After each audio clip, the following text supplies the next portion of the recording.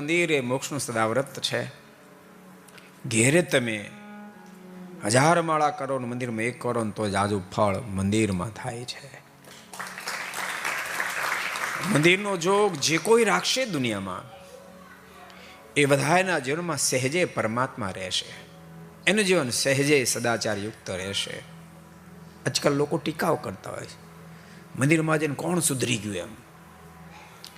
તમે ક્યારેક તપાસ તો કરો. મંદિરમાં રેગ્યુલર જનારા લોકો 1000 ને તમે ભેગા કરો.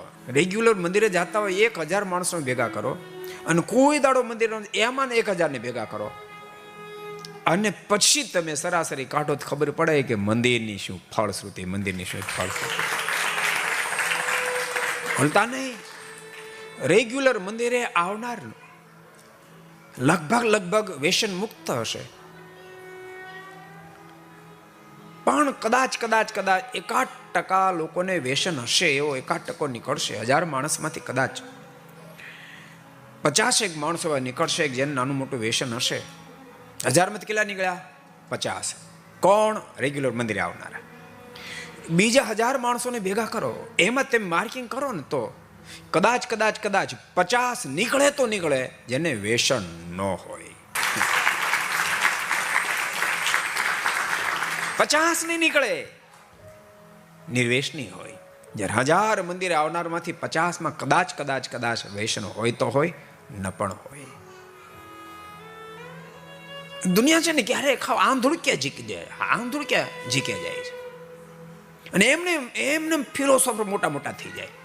બીડીઓ પીતા ગુટકા ખાતા ગામના તોડા મારતા નહીં. ભગવાનના ભક્તો, કોઈ વસ્તુ ઊંડાણમાં ઉતર્યા સિવાય ક્યારેય કોઈને માટે ચર્ચા કરવાનો આપણો અધિકાર નથી. મંદિર તો મંદિર છે.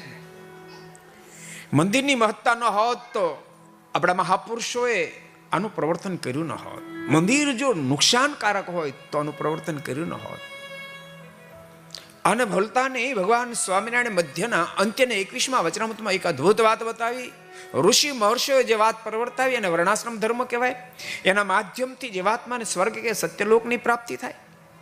પણ સ્વયં ધરતી પર પરમાત્મા પધારે અને પછી જે વસ્તુનું પ્રવર્તન કરે ને ભાગવત ધર્મ કહેવાય, એની ફળશ્રુતિ શું? તો કે મુક્તિની પ્રાપ્તિ થાય.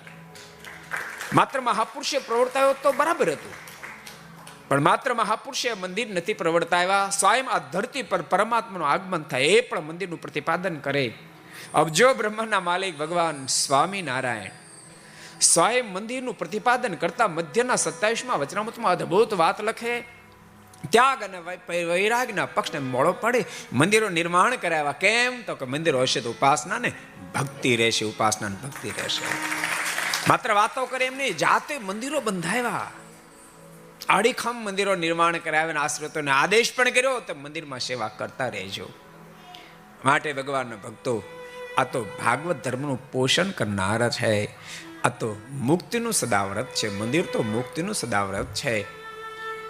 મંદિર તો જીવનની ઘડતરની આ પાઠશાળા છે. આના માધ્યમથી જીવાત્માનું જીવન સહેજે કડાય છે. को पसंद आया हो तो लाइक करें और शेयर करना मत भूलिए.